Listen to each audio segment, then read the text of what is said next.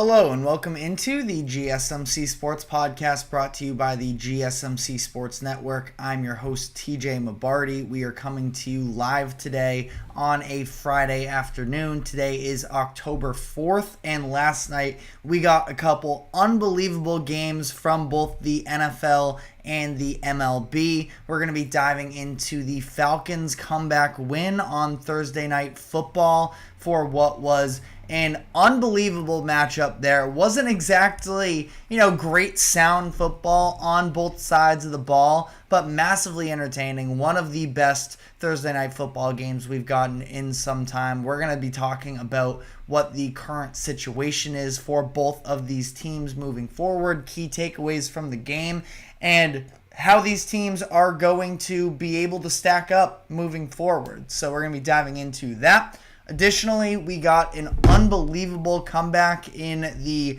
Game 3 matchup of the Wild Card Series between the New York Mets and the Milwaukee Brewers. We'll be talking about that game and turning that into a greater preview of the divisional series that is coming up as well. And then we are going to spend the latter half of the show looking ahead to this upcoming weekend in the NFL, talking about the key storylines to be paying attention to, and I'm going to be handing out my top 5 bets against the spread for this upcoming Week 5 slate. And then finally, we are going to be diving into the reports that have come out over the past 24 hours about the New England Patriots locker room being in turmoil and on the edge of a, quote, mutiny. So we have a whole lot to dive into today, but before we do so, just a reminder to like, follow, subscribe wherever you may be keeping up with us. To any of our viewers, be sure to use the comment section to give us your thoughts on the latest happenings in sports. Whether you have a quick comment or a thoughtful question, we want to hear what you have to say. So drop a chat in there and we will try and get to as much as we can as we try and make the show as interactive as possible. And if you would like to become a bigger part of the show, you can use the link that is streaming across the bottom ticker, that is gsmcpodcast.net, or you can use the super chat feature that is available on YouTube by clicking the $ there at the bottom of the chat button. And if you leave a tip or donation along with a comment, your comment will pop up on screen for everyone to see. It supports us here at the GSMC Sports Network. Anything would be very greatly appreciated there. Starting off the show, we are going to be diving into last night's game between the Atlanta Falcons and the Tampa Bay Buccaneers and what ended up being a thrilling Thursday Night Football matchup. Feels like we haven't gotten all too many of those in recent history, but this one was excellent. Anytime you get a game from this NFC South, I feel like it's just sort of spin the wheel on what you're going to get out of these teams. It's a little bit of a crapshoot to some degree, but it makes for entertaining football. And last night we got the variety of high-scoring offenses, pretty poor defenses on both sides, and then yet another comeback game-winning drive for Kirk Cousins, already the third on the year up to this point. Excuse me. So it was, like I mentioned, very high-scoring offenses going up against one another, bad defenses, but the end of the game stretch, I do just sort of want to dive into a little bit as well, just talking about the sequence of events that got us where we did. It was a fumble from Buccaneers rookie Bucky Irving. They were in Atlanta territory with 3 minutes left in a 3-point game. He ends up fumbling, turning the ball over. The Falcons don't end up scoring directly off of those points, but that takes points off of the board for Tampa Bay for what should have been at least a field goal. It looked like Irving even had a chance to score on that play. Was still a good 20 yards or so away from the end zone, but he had a lane. Massive shift of momentum there. Like I mentioned, Falcons don't capitalize, but they the Buccaneers aren't able to extend the lead there. The Bucs then get the ball back a minute later, and they are in Falcons territory once again, and they set themselves back with a holding penalty. Now, a little bit of controversy there because there was a missed face mask call as well on the defense on that same play. Probably should have been offsetting penalties, but instead the Falcons, or the Buccaneers that is, get backed up an extra 10 yards, push themselves out of field goal range. So again, a situation where they take points off of the board from self-inflicted wounds there, and the Falcons end up getting the ball with 1 minute and 14 seconds left in the game, no timeouts, and just the way that game had been trending and how bad Tampa Bay's secondary was, it seemed like it was only a matter of time a little bit where Kirk Cousins was going to be able to nickel and dime his way down the field, which is exactly what they do. A little bit of a crazy decision to throw in the middle of the field with 12 seconds left, but Falcons do so. Drake London picks up a good 14, 15 yards, and the Falcons are in field goal range for Younghoe Koo, who drills it, sends it to overtime, and then we got a 45-yard house call from Kadarius Hodge to walk the game off. So, like I mentioned, very high-flying on both sides of this thing, but we have to start with the Falcons offense. Kirk Cousins, 509 passing yards, the most ever by a Falcons quarterback in franchise history, coming on the same night that Matt Ryan was inducted into the Falcons Ring of Honor. And we talked about this yesterday on the show, that the Falcons need to be able to keep Kirk Cousins upright and keep him clean. And I thought that, yes, there were 4 sacks in this game, but also the Falcons ended up dropping back 57 times. And the vast majority of the time, Kirk Cousins was playing with a clean pocket, and he was just able to survey the field against zone defenses and just read them perfectly. I thought the approach from the Buccaneers defense was really poor, but we'll get a little bit more into that later, because I do want to give credit to Kirk Cousins, where he showed that he is still more than capable of making throws like that, and that, you see it at the end of the game as well. I mentioned 3rd game-winning drive of the season so far. Now, last week's was a little bit fluky, I suppose, considering the fact that all 30 of their yards on that game-winning drive came off of a defensive pass interference, but that's football. So, I'm just stating the fact here, 3 game-winning drives for Kirk Cousins in 3 games up to this point. Something that was, I don't think, massively concerning for this Falcons team, but something at least of note is the fact that they, for the 2nd straight week, weren't really able to utilize the run game. We saw 16 total rush attempts last week against the Saints, just 15 in this game as well, and they've won both of these matchups. So I don't know if it is an extremely sustainable form of offense, especially considering last week they didn't even score an offensive touchdown, but they have been more so airing it out, and they are 2-0 in these past couple weeks. So again, just something to note, look at moving forward.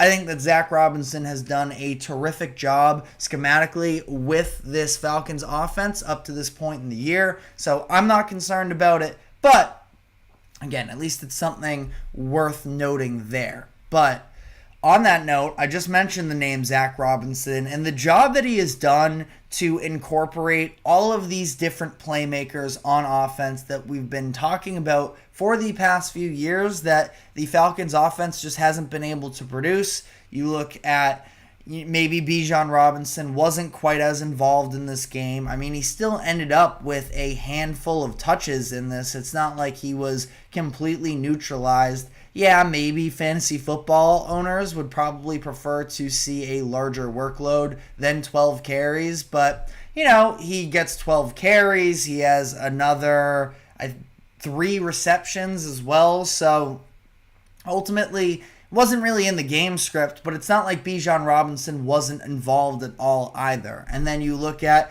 the other weapons, and specifically I want to focus here on Kyle Pitts because of the fact that this is somebody, especially coming off of last week where he had 0 catches despite a number of targets. I think it was 3 targets. And I just like the way that they used him in different ways in this game. Last week, on all 3 of his targets, it was just these sort of, lazy in-breaking routes over the middle, and there was really no emphasis of, coming up to meet the ball at the point of attack. Defenders were able to get a hand on it, and it was just pretty uninspiring as a whole. But in this game, you see from the very first play of the game where Kyle Pitts is running up the right seam and Kirk Cousins, again, reading that zone defense, is able to hit in between the safety and the corner, the 2 deep men on that middle to right side of the field. And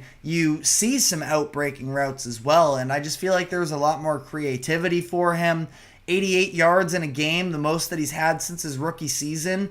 At least, you know what? It's a step forward. You have to appreciate that, and the fact that he is still a weapon that obviously Zach Robinson and Kirk Cousins, they are still aware of. As simple as that is, it's at least a positive sign there. Drake London, incredible last night as well. 12 catches, 154 yards, 1 touchdown. He just continues to, again, against this zone Tampa Bay defense, was able to find spots in the gaps in the coverage and convert. And then again, I have a lot of thoughts on this Tampa Bay defense as well in terms of how poor their defense really was. But, able to break out of tackles, and that's how he got his first touchdown. Yards after catch were a huge part of this Falcons game. And obviously, the 3 names I just listed in terms of Bijan, Pitts, London, those are the usual suspects. You also get a little bit unprecedented production from Darnell Mooney, who has become a surprisingly big part of this offense. He's had a few big games up to this point. 9 receptions, 105 yards, and 2 touchdowns in this game. Almost had another big chunk play in the second half as well, but slipped on his route, wasn't quite able to recover, so he ends up dropping a pass. But, he is finding a role for himself as well. And I think that it's a testament to Zach Robinson and the offense he's calling, and Kirk Cousins as well, being able to go through his progressions, find different players. We've seen Ray McLeod as well have moments at time this season as well. So it just does really feel like a balanced offense. Again, like I mentioned, maybe the run game, you'd like to see it a little bit more involved. But all things considered, I thought it was pretty impressive. Now, I kept alluding to it here. As much as I do want to give props to the Falcons offense, I thought this was an embarrassing performance from Tampa Bay's defense, where maybe they were just anticipating that the Falcons would come out with a different game plan, that they would maybe try and, establish the run a little bit more. But either way, it was just such bad defense, especially in the secondary. And yeah, they have some key inactives, specifically in the secondary, Antoine Winfield, but, missing a starting linebacker as well as in Dennis. You're missing a key D lineman in Kalijah Cansey. So, you can give them a little bit of a pass there, but not to the extent of how terrible I thought this Buccaneers defense was last night, where it's extremely soft zone coverage. They didn't bring pressure against Kirk, and, the tackling at that second level and beyond was just so poor. And, everything just looked so easy for the Falcons. Credit to them, again, but I'm having a hard time and as you can be optimistic about the Falcons and pessimistic about the Buccaneers at the same time. That I fall somewhere in that line. But, I just feel like, and I'm not a defensive coordinator, so obviously I don't want to sort of talk out of my rear end here and make it up to be that, NFL coaches don't know what they're doing. It's very clearly not that. That being said, though, I feel like it's been pretty clear that Kirk Cousins has not looked like that level of himself that he was last night when you're able to put pressure on him. I mean, the broadcast itself highlighted the fact that he's still not really firing off of that back leg as well. It's a very, obvious secret that that right Achilles was torn last season, that he's still recovering from that. And I feel like when you get him off balance a little bit, you see that arm strength and the distance on some of these passes really drop off. And the Buccaneers came into this game, I believe it was with the third highest blitz rate in the NFL. I don't know the exact stats in terms of how often they blitzed in this game.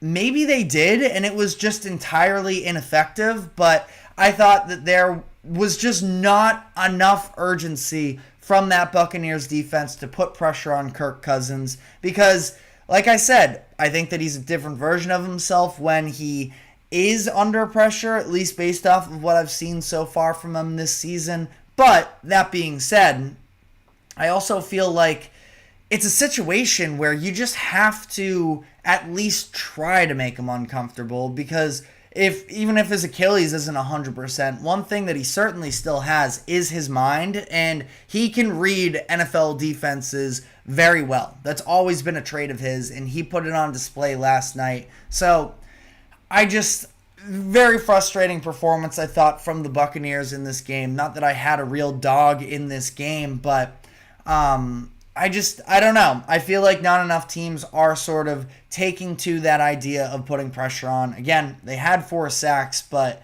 for that many dropbacks, I just thought that Kirk way too often was standing there untouched. But, on the other side of this as well, at least very quickly, talk about the Buccaneers offense versus the Falcons defense. I thought the Falcons defense got the stops when they needed. They ultimately played a fine job considering some of the injuries. Specifically, we talked yesterday about Troy Anderson and the role that he's had on this Falcons defense. He's out last night with a knee injury, and it's the other stars, maybe a little bit more of the established stars, specifically looking at a Jesse Bates, who is one of the best safeties in the league, and I think he is criminally underrated in terms of a national perspective. 2 forced fumbles in this game, including the one against Bucky Irving in the final few minutes there. He had, just punching the ball out, the instincts there, the power behind it. I mean, the 2 forced fumbles would have been enough to make Charles Tillman proud, that's for sure. And led the team in tackles as well. You have some push up front between Grady Jarrett and David Onyemata, who has been having a pretty nice complimentary season there. That I think there's, a good amount of positives to take away from the Falcons here. I just feel like I'm definitely down on the Buccaneers. I had them in my top 10 yesterday for my power rankings, and almost instantly they made me regret that from that first drive and on, basically. But one positive here that I do want to end off in terms of the Buccaneers is the fact that I thought that, something we talked about yesterday that we did see come to fruition was the Buccaneers being able to continue to build on that run game. It was an element they were absolutely missing last season. They were 32nd in the NFL in rush yards per game. 26 for carries for 160 yards, I believe it was, in this game last night.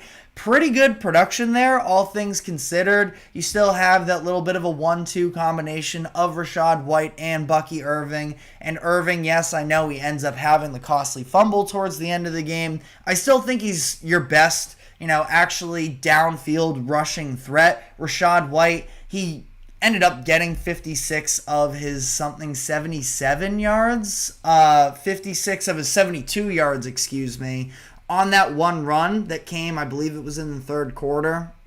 Outside of that one run, and not totally fair to say, but still 9 carries and averaged below 1.8 yards per carry. He's still been very poor in that statistic this year.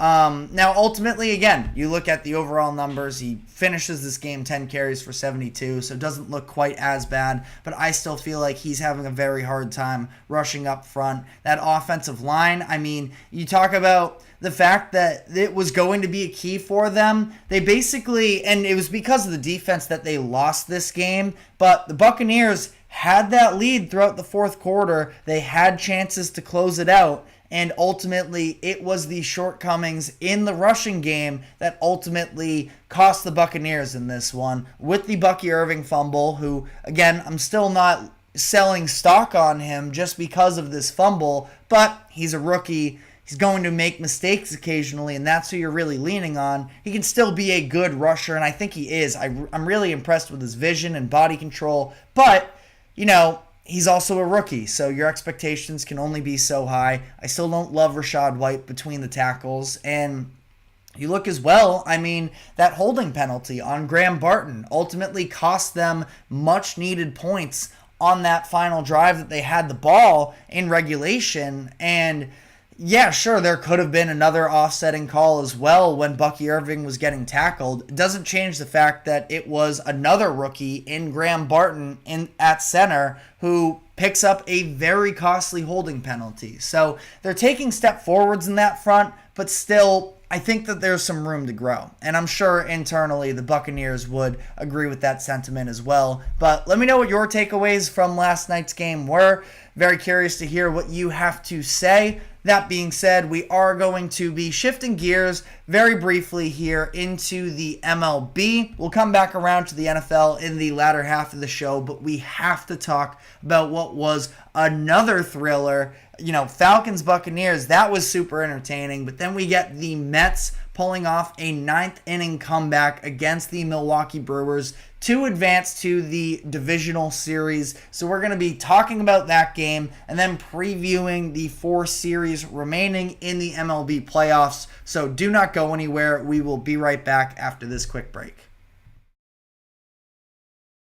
I feel like I'm losing my mind. Is everybody in the world blind? Please, Lord, give me a sign, a sign. I feel like I'm losing my mind. Is everybody in the world blind? Please, Lord, give me a sign, a sign. I wanna be the greatest. Everybody on the fake shit. I look around and feel like everybody is the fakest. I make this every day and I'm impatient. Hoping one day I blow up from the basement. Statement, the top is so vacant. I don't hear shit that I think is amazing. Waiting for my day when I'm playing. Sold out shows for 1,000 faces. Hey, give me that crown. Get in my way and to be put down. It ain't your place, all this my town. If I want that shit, then I'll get it right now. I'm losing it, the noose, if it's some losing shit. A stupid myth. You choose to live or choose to dip. You choose to fight or lose your grip and lose a gift. I feel like I'm losing my mind. Is everybody in the world blind? Please, Lord, give me a sign, a sign. I feel like I'm losing my mind. Is everybody in the world blind?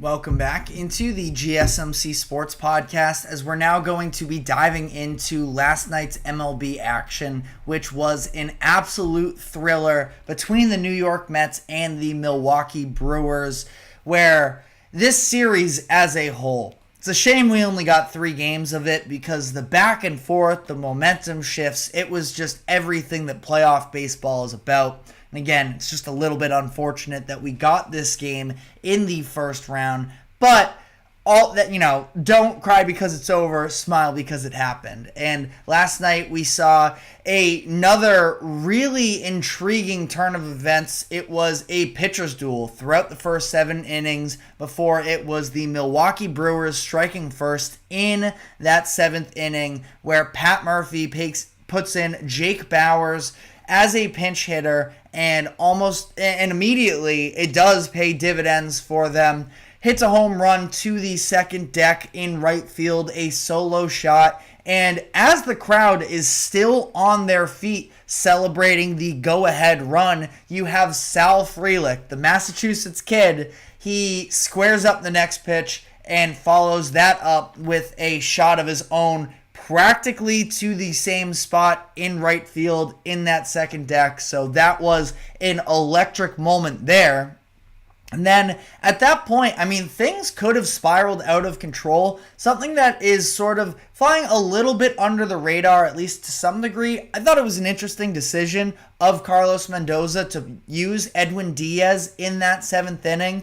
And I love the decision. I just don't think that he's getting the credit for it, because that game felt like it was almost on the brink of really spiraling out of control for the Mets there, where at that point, I believe it was, and I got to double check here, it was, actually, technically, it was Diaz who put runners back on base as he walked Bryce Terang.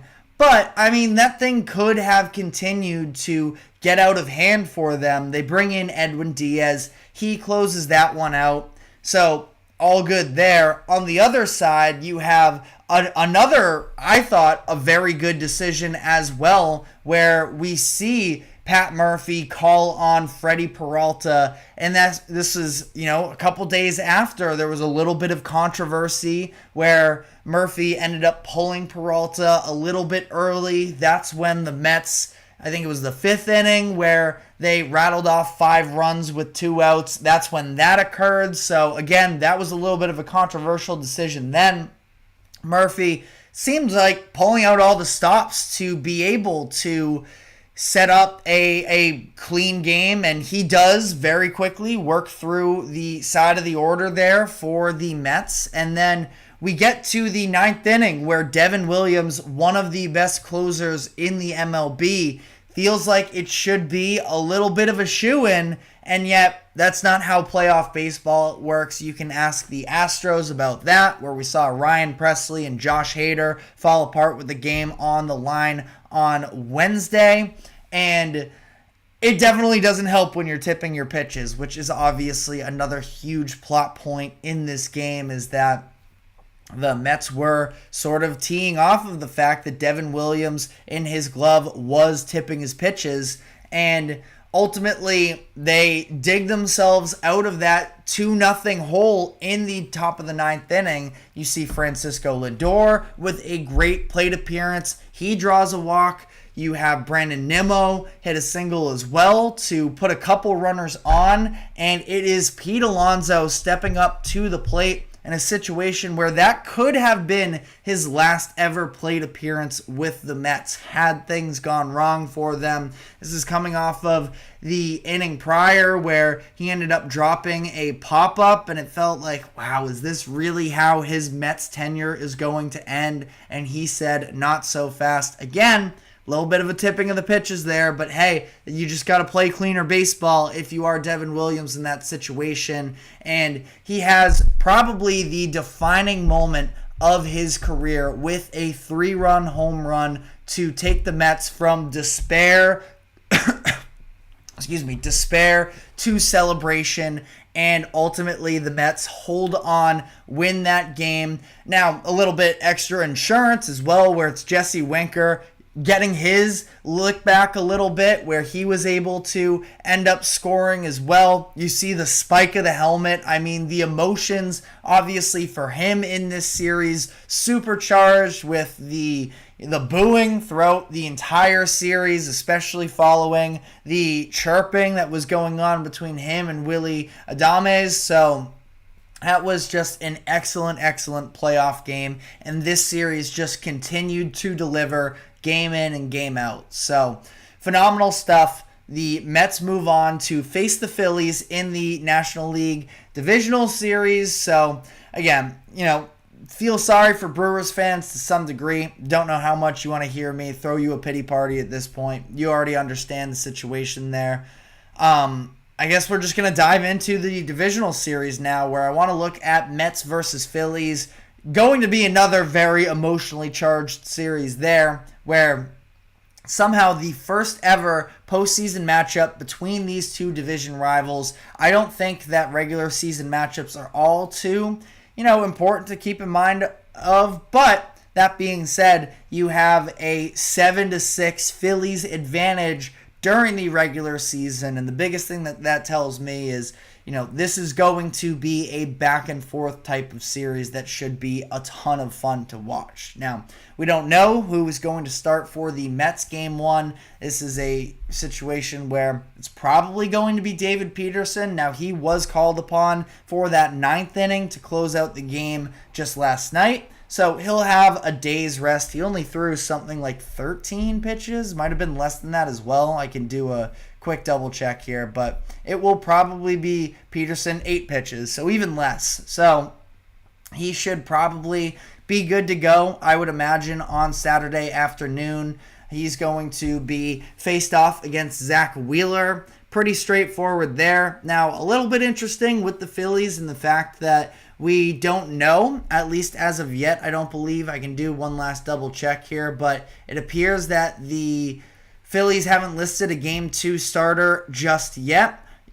Traditionally, it would probably be Aaron Nola, but the thought process as of right now is that Christopher Sanchez has much better splits at home than he does away. So could see a little bit of gamesmanship there from the Phillies to try and, make adjustments and best utilize their starting pitching there. So, again, doing a quick double check here, but the Wi-Fi isn't really working with me in terms of who's going to start this game. I don't know if it's listed. So, again, from what it sounds like, this is very possibly going to be a situation where we see Christopher Sanchez in Game 2, and we're going to see Aaron Nola on the road in New York, Game 3. Either way, three big-time pitchers for the Phillies, and they are going to need them because this is a situation, obviously, under this new playoff format and the bye. There is so much conversation about can the offenses keep up after having this much time off. Phillies might take them a little bit of an adjustment period to get going in this one, so we'll see about that. I think they are going to need production out of their starting pitching, and I think that this is the Phillies series to win. Don't feel good about picking against the Miracle Mets as things currently stand, the team that just refuses to die, but if I had to pick right now, I think I would lean with the Phillies. I just think that the talent is in their favor. But, again, momentum is a heck of a thing, especially in the MLB playoffs. So, going to be a very fun series. The National League in general, I think, is going to be incredible from here on out because on that other side of the National League bracket, you have another set of divisional rivals in the San Diego Padres versus the Los Angeles Dodgers. Just a loaded matchup in terms of, the talent that is on both of these rosters, and there is clearly some tough news with the Padres that Joe Musgrove is likely going to be out for the series. He came out early in Game 2 during the 4th inning due to elbow tightness in his throwing arm. So we'll see about that. Again, likely to be out. But on the bright side, the Padres are at least a little bit deeper. They still have 3 starters that are more than capable. It's going to be Dylan Cease in Game 1, Yu Darvish in Game 2, and they haven't officially announced it. I'd have to imagine it's going to be Michael King in Game 3.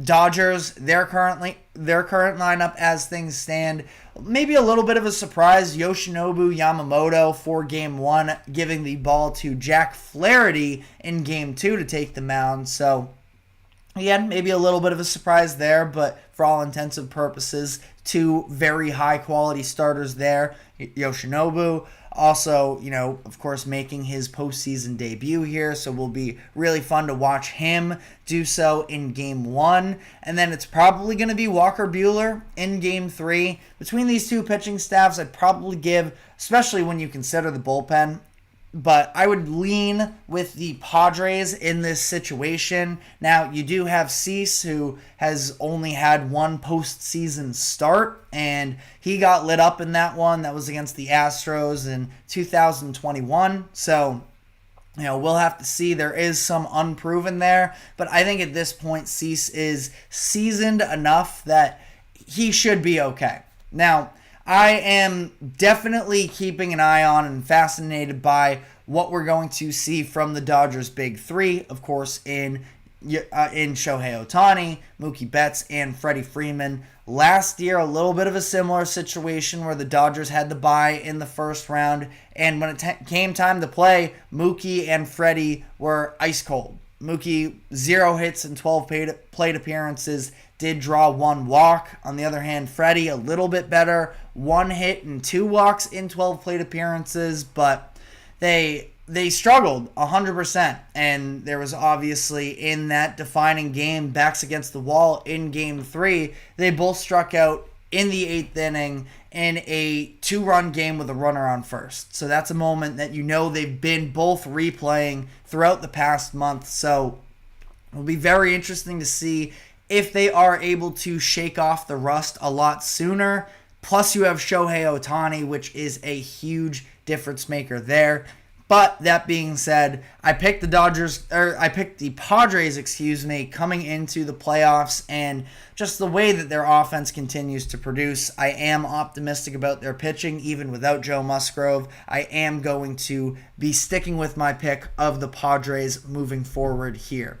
Quickly here on the American League, Royals versus Yankees. This is another similar situation where it's going to be very interesting to monitor the offensive production early on in this series from the Yankees, who had the bye, because that's kind of what they are solely built on, is having the power behind their bats. And this is a situation where they come into a series against the Royals, who maybe weren't anticipated to be here, but either way, the pitching with this Royals team is just so elite that you're not going to be able to luck into runs, I don't think. Now, the other side of that as well is that the Royals need to be able to produce more offensively than what they got against the Orioles. 3 runs in 2 games, that's not going to cut it. Maybe you can get away with one pitcher's duel, but you need more production from the offense, and I think that they are capable of it, especially against a Yankees rotation that I don't love, but also I didn't love outside of Corbin Burns, who, deservingly so, shut them down. It's not like I don't think that the Orioles are necessarily this elitely talented pitching team, at least given the injuries that occurred with them as well. And then final thoughts here, Tigers versus Guardians.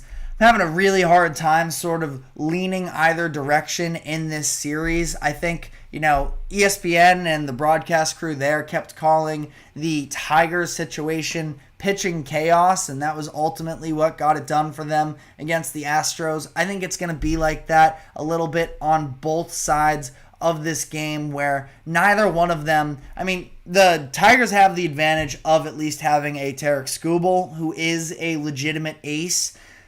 Doesn't, at least as these teams are currently constructed with injuries, it's just kind of a situation. I think it's going to be very reliant on the bullpen going deep, and which one of these offenses are going to be able to step up for them. I'm riding with the Tigers and the hot hand in this one, but if you disagree, let me know in the comment section. But we are going to be shifting gears back to the NFL now, so we're going to be talking about some of the top storylines ahead with Week 5, so we're going to be diving into that. Do not go anywhere. We will be right back. Looking for your daily fix of sports talk without having to pay for it? GSMC Sports Network is available on YouTube. Just search GSMC Sports Network. Get your fix of daily sports talk shows on YouTube, absolutely free. NFL, college football, NBA, MLB, MMA, UFC, fantasy football, and so much more. GSMC Sports Network has shows running all day long, with new sports shows starting every 2 hours. Just like on your favorite cable sports channel, except GSMC Sports Network is absolutely free. Just search GSMC Sports Network on YouTube to catch one of your new favorite shows, like the GSMC College Football Podcast, Chip Shot Football Podcast, Hoops and Heels Women's Sports Podcast, GSMC Basketball Podcast, and so many more. Check it out for yourself. GSMC Sports Network, now available on YouTube absolutely free. Search GSMC Sports Network on YouTube right now.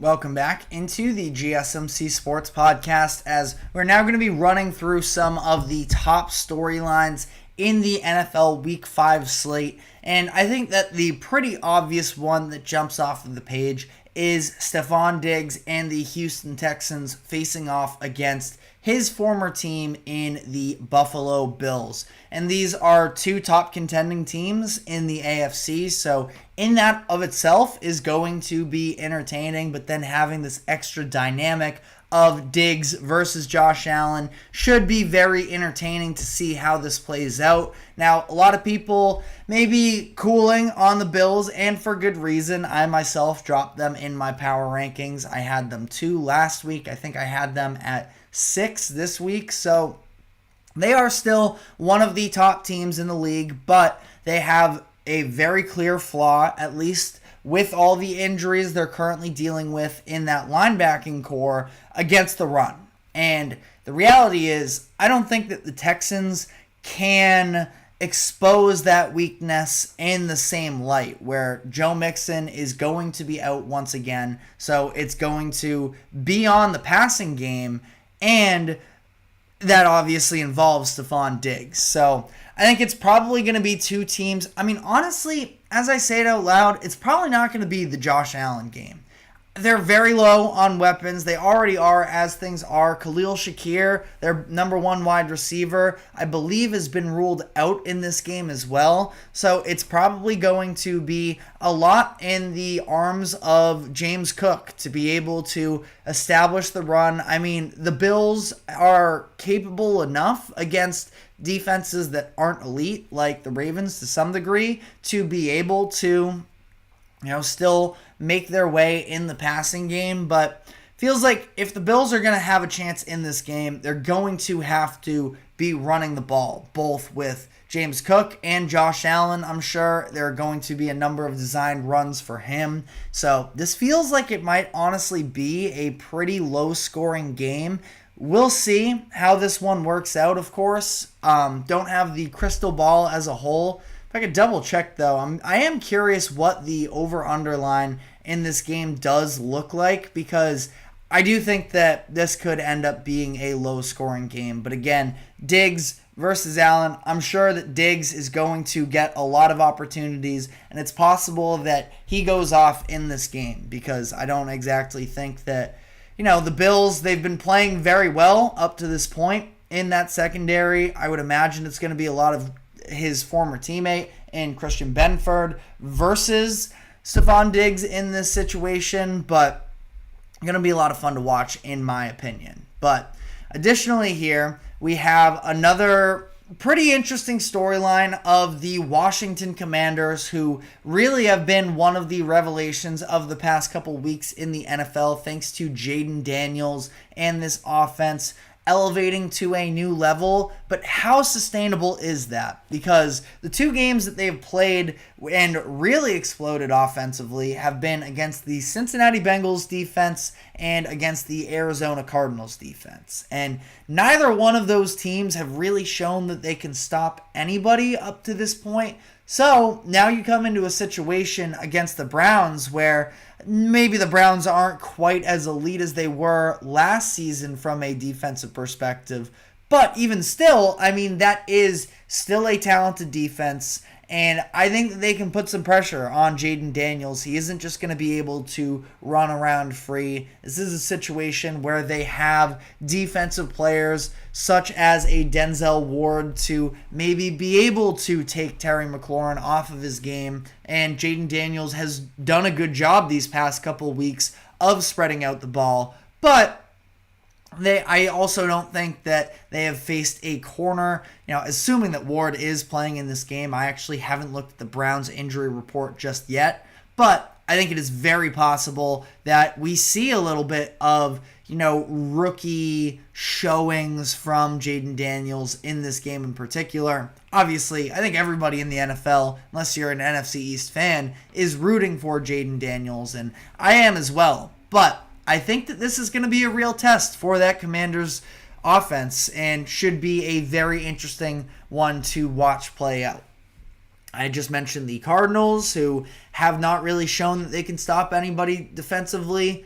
Can they be competitive? Can they match up against some of the top teams in the NFL? And they had some close games against the Bills in week 1. In week 3 against the Lions, they played them pretty tough, all things considered. But after getting blown out by the Commanders last week, they now sit at 1-3, and neither one of the sides of the ball have looked all that inspiring. Especially, I think the offense itself is a situation where you were really hoping that they could, take some steps forward now that Kyler Murray is healthy, and we're really yet to see them play a full game of great offensive football. They are 4 for 4 on scoring touchdowns on their opening drive, and outside of that, we have seen some pretty steep drop-offs from there. So that is a situation where now they come in against San Francisco. They are 7-point underdogs. I believe earlier, as I was doing show prep,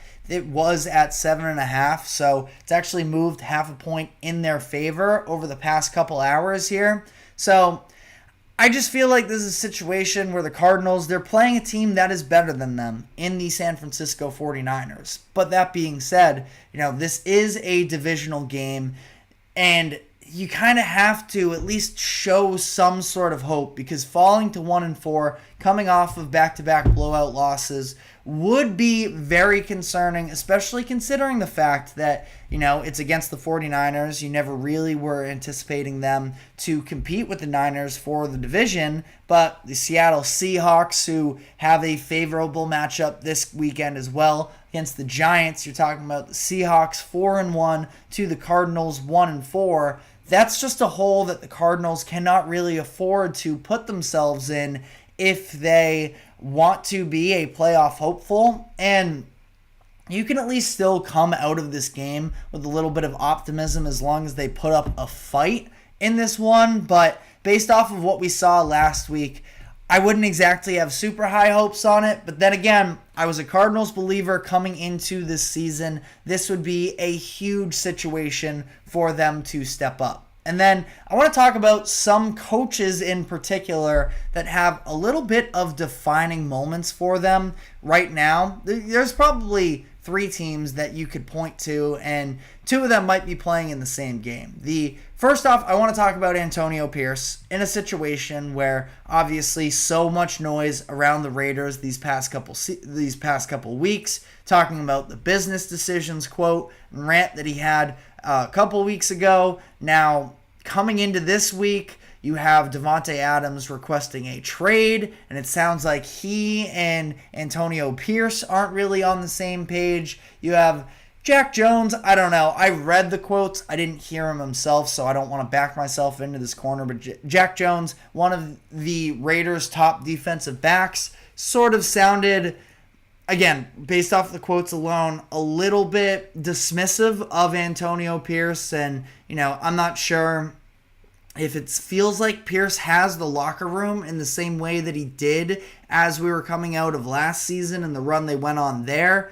This is a winnable game for them against the Broncos. Now, on the road, sure, not an easy game by any means. I think it should be a maybe gritty one is the way I would put it. I'd say fun. I think it's going to be competitive, and I think it's going to be gritty. So that's kind of the recipe as well that Antonio Pierce would probably like to play a lot of these games. So I think for his sake, and also the fact, and I don't think it's all that important, but he did just get slapped with a bunch of recruiting violations from his time at Arizona State. So again, just a lot of Antonio Pierce in headlines as of lately, none of them overly positive. So this is going to be a situation for him where I think we're going to see, based off of sort of the commitment level from his team, as to whether or not he still has the locker room. And then really the number 2 coach on this list here is Gerard Mayo. We're going to be diving into the Patriots specific situation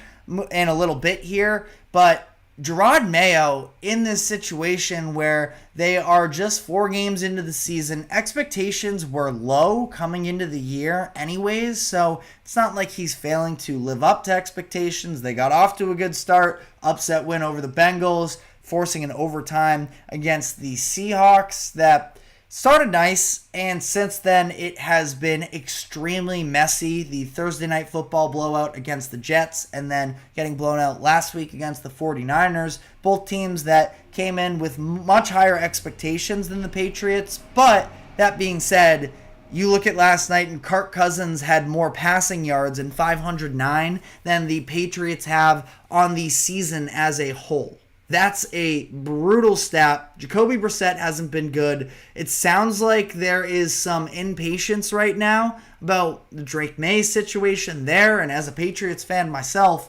I would prefer to see Drake May sit on the bench because that offensive line is a disaster. You just saw David Andrews have season end, the news that he's going to be out for the season.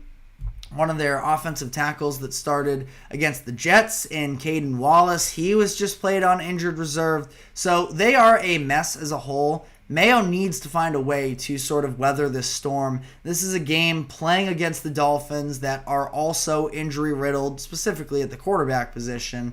But the Dolphins have looked like one of the worst teams in the NFL since Tua went down. And this is a game at home that it feels like Mayo kind of really needs to at least get a little bit more on the right page. But again, we're going to be diving more so into that Patriots-specific situation in just a few moments here. But on the Dolphins side of it as well, I guess I would say that Mike McDaniel has some real pressure surrounding him at this point. The offensive guru that I know I myself have said that I think a number of different quarterbacks could thrive in that Miami system. And I think as an NFL community as a whole, we did underappreciate a little bit the value that Tua brought to the offense. Now, I don't think that they had...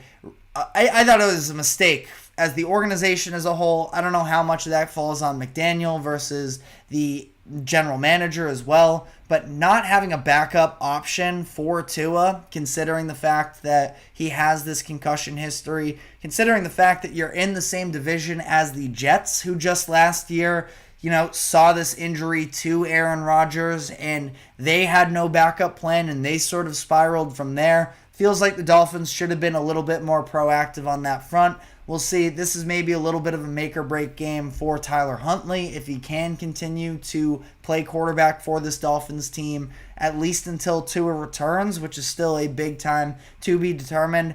I think Mike McDaniel survives this year no matter what. He just got a contract extension. I don't think that Tua getting injured necessarily falls on his shoulders, but, there were people coming into this season that had a little bit of doubts of McDaniel. I thought it was unfair. I still do, because of the fact that, he sort of took this Dolphins offense to an entirely different level, and now he just doesn't really have the guy at the helm of this to operate. But again, I think that there are doubts creeping in, and especially the fact that he's been so adamant that they're okay with what they have. Well, let's see it. Patriots have been a very bad team up to this point in the season. This is a game as well. Both of these teams, it's going to be a little bit of an indictment, probably, unless it ends up being a shootout that the Patriots win, which I would be absolutely shocked if that were the case.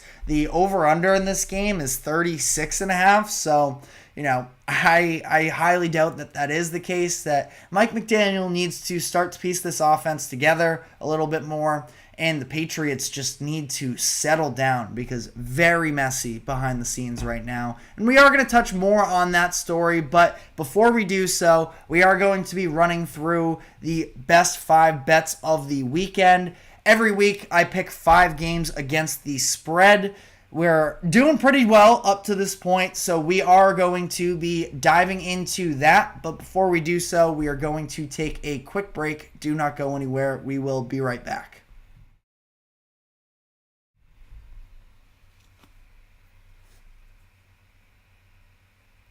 For the best and latest podcasts available anywhere, go to the podcast app on your cell phone and type in GSMC. To access free content-rich podcasts on health and wellness, book reviews, sports, entertainment, relationships, social media, movies, technology, finance, and even weird news. Subscribe and download the GSMC Podcast Network's family of shows. Available everywhere podcasts are found.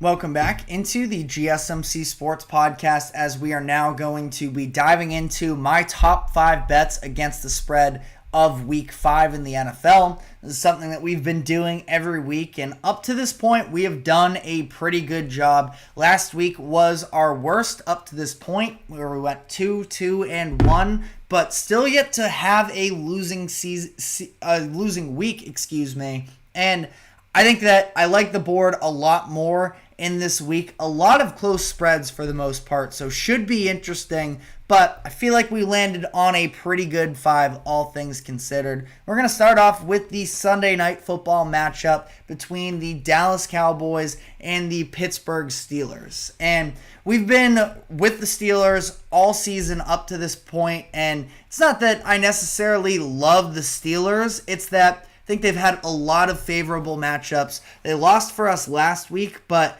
I kind of do feel like if Anthony Richardson played that entire game, maybe things could have been different. That I think the Colts offense is maybe, marginally more functional. You at least get less mistakes when Joe Flacco is in at quarterback rather than Anthony Richardson. But I think this is a nice bounce back spot for them.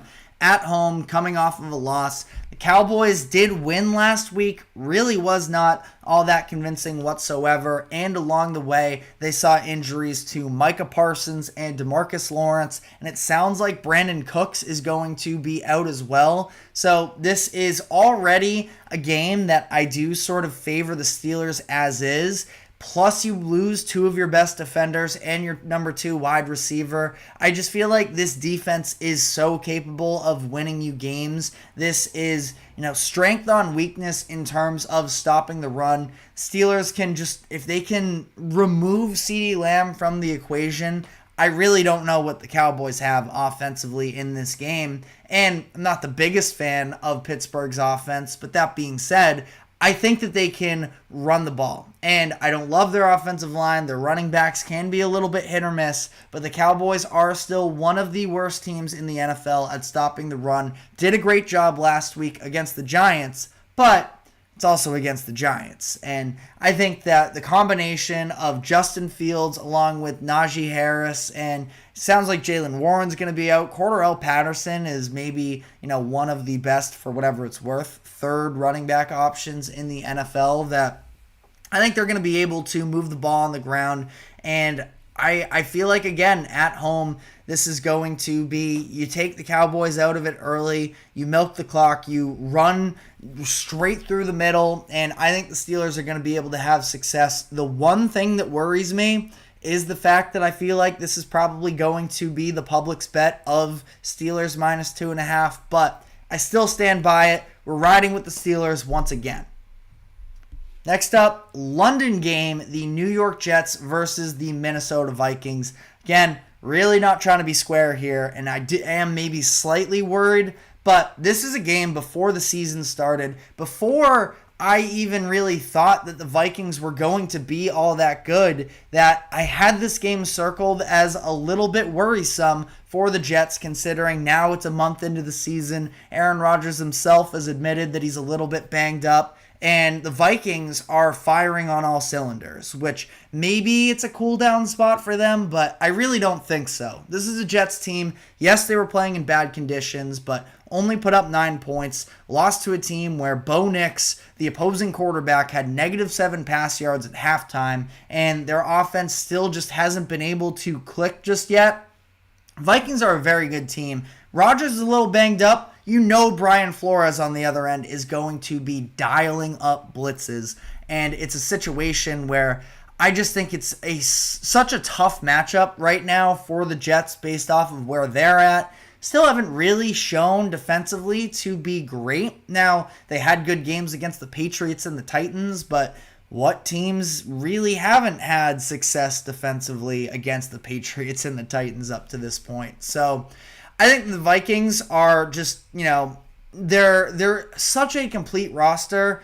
It's a Sam Darnold revenge game too. I think that in London with the travel and everything, these London games can be wonky. So that part of it does make me a little bit nervous, but I think the Vikings at this point are just a better top-to-bottom roster. I think that they are probably better suited for a game like this traveling, and the Jets just aren't really at a point right now where I think that they can face this physical of a defense, this aggressive of a defense in the Vikings, so I am taking them -2.5.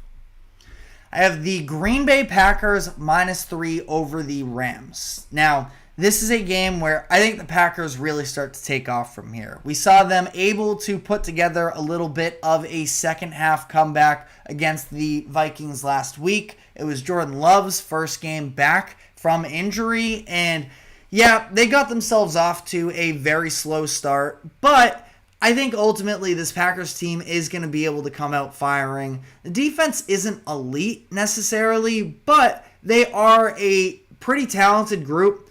We'll see about Jair Alexander. I think that if he plays as well, that is a huge difference maker for them. So I would definitely keep an eye out on the injury report for this one. And while you look at that injury report, you can see all of the different injuries to the Rams. This feels like it's definitely an over game as well. It is a high line though, so I will probably stay away from it. I think when I checked earlier, it was at 49.5. So, there's definitely a chance for a backdoor cover, but that being said, I'm a believer in the Packers as a legitimate contender this season. They get this game at home, Jordan Love back, hopefully rolling into things. I don't think that this is a Rams defense that can really put the pressure on them like the Vikings were able to do. So I'm taking the Packers with the points.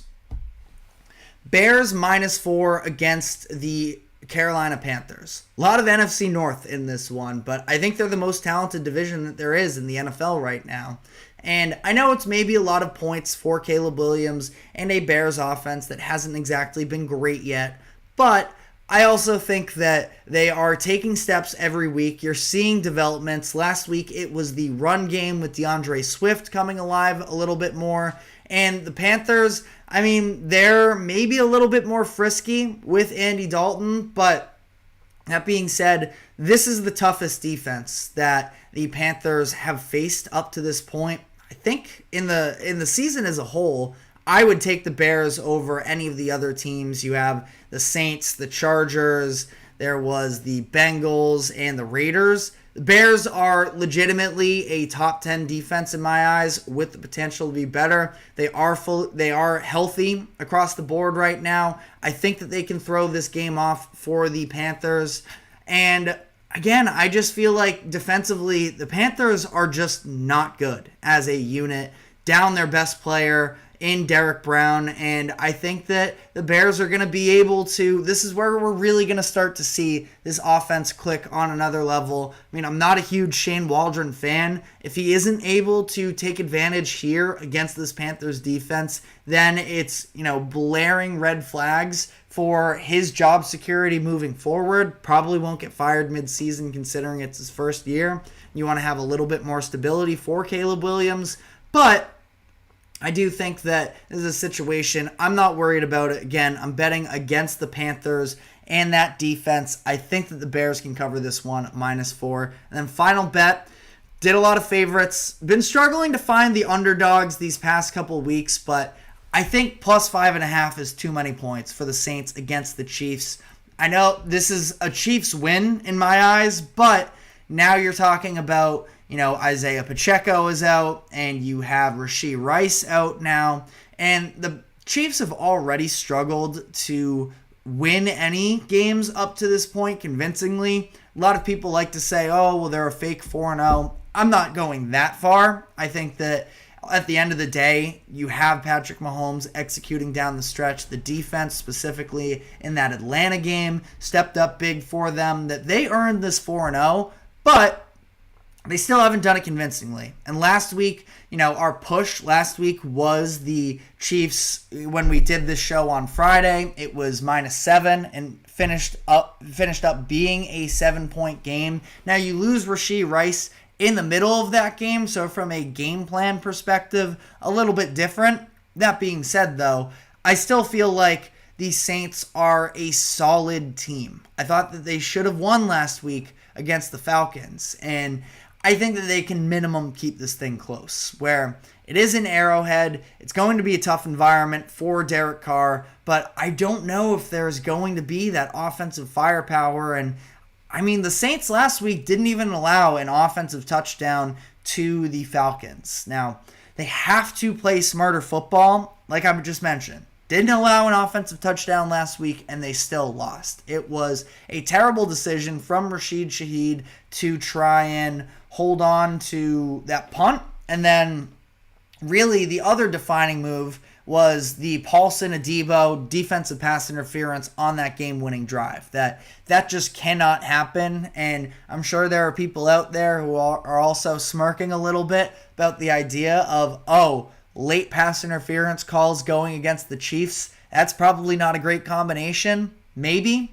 But also, if it comes down to a late pass interference call, that's kind of a win for us taking the plus 5.5 points. I don't think that the Chiefs are going to come in and be able to dominate this game. Now, this is a statement game for the Saints to be able to hang in there. I can't imagine that they are going to be able to run wild against that Chiefs defensive front, but if you can at least manage a rushing attack, Derek Carr is good enough, and specifically Chris Olave is good enough now that, Trent McDuffie is very good, but I think that Olave can win that matchup. I think that Kamara can be a weapon for them out of the backfield.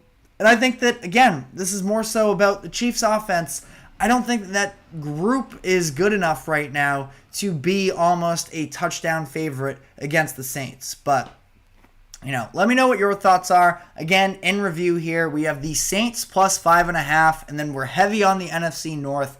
Bears -4, Packers -3, Vikings -2.5 in London against the Jets, and then the Steelers -2.5 against the Cowboys on Sunday Night Football. Let us know what your thoughts are in the comment section. If you have any other thoughts on this weekend slate, I will say that, I considered going with the Broncos -2.5 against the Raiders, a game where, and we're not officially putting this on the slip here, but with all the dysfunction right now in that Raiders locker room, that Broncos defense has been incredible up to this point in the season. I think that they can have success again against the Raiders this upcoming week. That Broncos are another team, I would also just keep an eye on. But we are now going to be headed into our final segment of the day, where we are going to be diving into the chaos that appears to be taking place within the locker room of the New England Patriots. Earlier this morning, a report came out that the locker room is nearing a potential mutiny in terms of revolting against what has been a very slow start to the season. So we're going to be diving into all of that. But before we do so, we are going to take our final break. Do not go anywhere. We will be right back.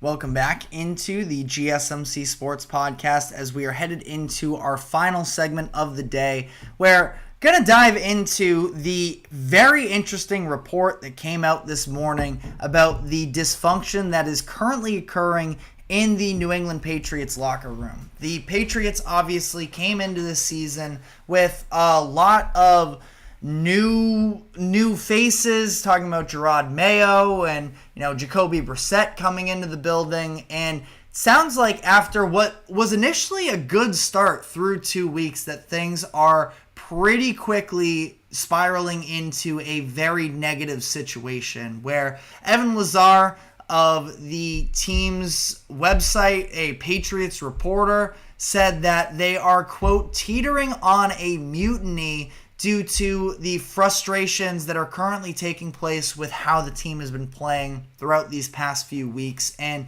it has been very ugly, all things considered, where you look at offensively just the lack of production as a whole. Now, I think that it is a little bit dramatic from the players, truthfully, to be on the brink of a mutiny so early on, where you look at the overall situations. Again, the Patriots were not expected to be a top contending team in the NFL, and trust me, I'm ready to throw a mutiny as a Patriots fan myself that, again, nobody ever has sympathy for the Boston fans, but the Patriots have been a terrible football team throughout the past few seasons, and I think that, it's very frustrating. But again, 3-game losing streak, one of them is an overtime matchup against the Seahawks that they definitely could have won, and I do think that Gerard Mayo deserves a good amount of the blame for the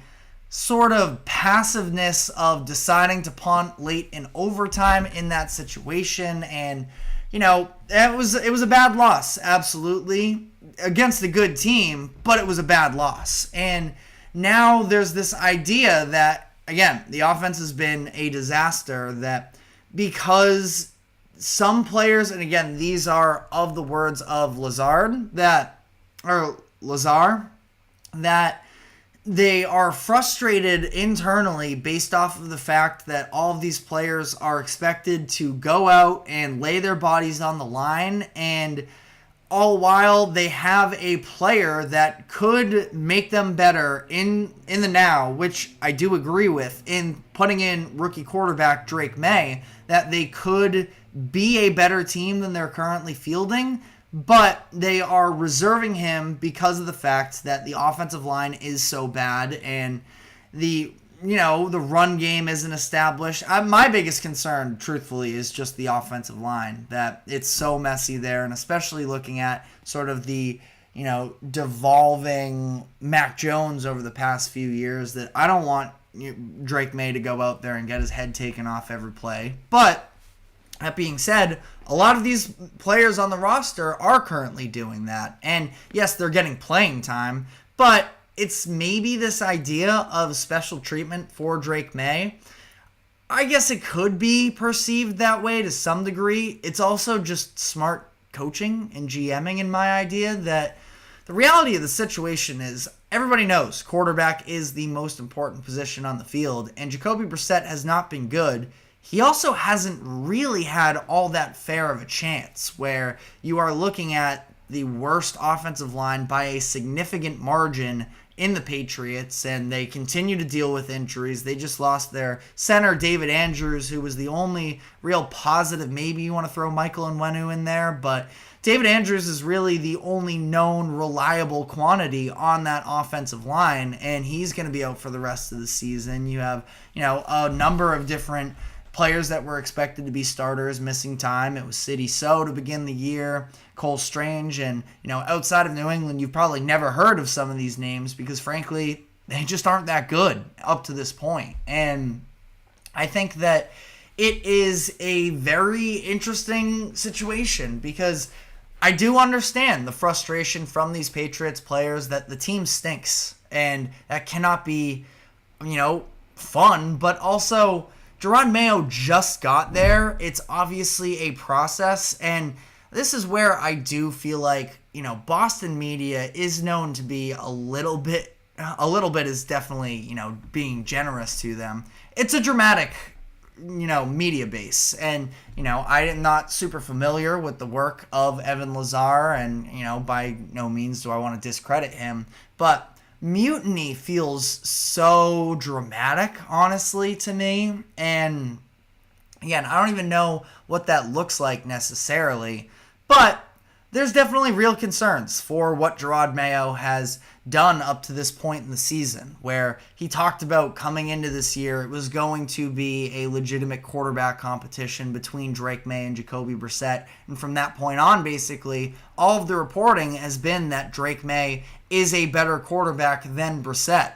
And so he probably shouldn't have called it a competition if it wasn't going to be a competition. And then sporadically throughout the past few weeks, he's talked about the possibility of Drake May could start soon, or that, it's still an ongoing competition to some degree. Everybody's competing for their jobs. Like, Jerod Mayo, I feel like, as much as I do appreciate him being more open with the media, especially after years of Bill Belichick obviously doing the exact opposite, that Mayo almost is sort of overcompensating, talking about how he does, want to let the media in a little bit more. And that's even stemming back to this past summer when Mayo hinted at the fact that they were taking a quarterback, and just a time when they probably shouldn't have. Now, I guess there really wasn't a huge benefit in hiding it up to that point, but I just feel like it's been a lot of noise from Mayo, and he's still sort of learning on the fly here. He played his entire career under Belichick. He coached his entire career under Belichick to the point where it's not like he ever had a real role model in terms of how people are actually supposed to run things from an external perspective. But I think he's been really struggling up to this point. And I think on top of that as well, the fact that you are seeing, the results on the field look so messy, he's painting a target on his back a little bit, which is unfair to him, because really the person that deserves, I think, maybe the most blame out of this situation is Elliott Wolf, where he's their de facto general manager, and coming into the season, he seemed to think that, he's confident in the offensive linemen that are currently on the roster and that they just need to find the right combination. That's really not the case. Obviously, we knew the talent was lackluster there. The talent across the roster as a whole is lackluster, and it only hurts when you lose your star linebacker, your defensive captain. You lose your top offensive lineman as well. And the guys in the locker room, I mean, there has to be a little bit more understanding that it sounds like, again, according to this report, the defense is turning on the defense, the offense is turning on the offense. I mean, you're all in that together. Even if you're not a great group, I mean, I don't know what the defense would be upset with the rest of the defense for. I mean, it's been bad. The tackling specifically has been very underwhelming, specifically dating back to that Thursday night football matchup against the Jets. But that being said, I think it is a very complicated situation to sort of balance all of this, and he really hasn't done a great job. And the players have to understand that it's not like this was ever going to really be a winning scenario as a whole. As we have a comment here from Joe, Mayo showed it also with his comments about Stevenson this week. He needs to learn how to talk to the media. Ramondre Stevenson, been a subplot for the Patriots this season, considering the fact that, he was sort of seen as the playmaker on offense that was going to be their identity. And they came out the first few weeks and did a very good job of establishing the run, even despite a lackluster offensive line. And unfortunately, Stevenson has sort of made mistakes along the way, where 4 fumbles in 4 games. That's just inexcusable. And for whatever it's worth, when you talk about Belichick, that would be an instant, we're sending you to the bench for the rest of this game. And I think that Mayo was a little bit more passive early on in terms of, just continuing to allow Ramondre to play. Again, he is their best offensive playmaker at this current point in time. So I can understand that to some degree. But then it's Mayo, publicizing all of this way more than he should. those are situations when you're talking about the dynamic, you're talking about your best player on offense, you don't need to spill and air everything out to the media. And I just think that he needs to sort of learn, as Joe says, how to talk to the media. Not like he had the role model there, but somebody's got to be in his ear. And I don't know if that means going out this offseason and finding some other sort of senior advisor along the way, which is, not a great sign. I mean, and this is definitely not a situation that wants to be replicated, but you look a few seasons ago with the Denver Broncos and when Nathaniel Hackett was their head coach, he clearly was not qualified for that role, at least at the time. He was in over his head, more specifically, is what I should phrase it as. And through the first few games, his clock management was so bad on a national level that, especially in prime time, he was getting exposed for it, that he did bring in, I forget exactly who it was, but he had other people then assisting him with the clock management. Again, Nathaniel Hackett was fired after one season. That is not a situation that you want to replicate, but the concept of you can't be too prideful, especially as a rookie head coach. That's just when you continue to back yourself into a corner and make yourself look stupid. And I don't think that Gerard Mayo is a stupid coach. He had a lot of success. He won Super Bowls with the Patriots during his playing career. That he is capable of taking this roster to another place where you saw good execution in the first couple of weeks. The vibes around the team seemed to be higher, and since then, it's just sort of spiraled out of control. And I suppose part of the fix would be Drake May coming in and saving the franchise, but I don't know. I feel like the Patriots offense and their roster as a whole isn't really in a state where anybody can really come in and save it. Now, they're going to get Kendrick Bourne back within these next couple weeks. He just came off of the physically unable to perform list. And maybe once you get another weapon and eventually, you can see the Patriots maybe leaning towards starting Drake May.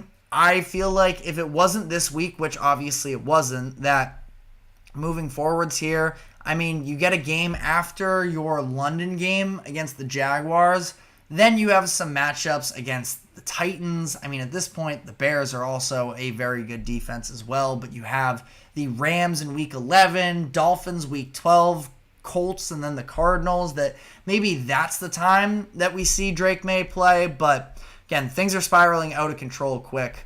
And I don't really know what the fix is. I think that this is just a season that these players are just going to have to suck it up and buckle in, because I don't really see a drastic change on the horizons for the Patriots. I'd like to maybe see them get aggressive at least to some degree at the trade deadline and maybe try and go get a left tackle that's on sale, even if you have to overpay a little bit, just to at least make the situation more playable for Drake May, specifically on that offensive line. But they're a ways away. And Elliott Wolf, I think he needs to find a way to overcome some of these mistakes, because they are in a very bad spot right now. But that is all the time we have for today. Thank you very much for tuning into the GSMC Sports Podcast. Thank you to the GSMC Sports Network for allowing us to host this show. Remember to like, follow, subscribe wherever you may be keeping up with us. Be sure to check us out on social media as well for more exclusive short content. And we will be back on Monday afternoon, same time as always at 2 o'clock p.m. Eastern. Have a great weekend, and we will see you then. Take care.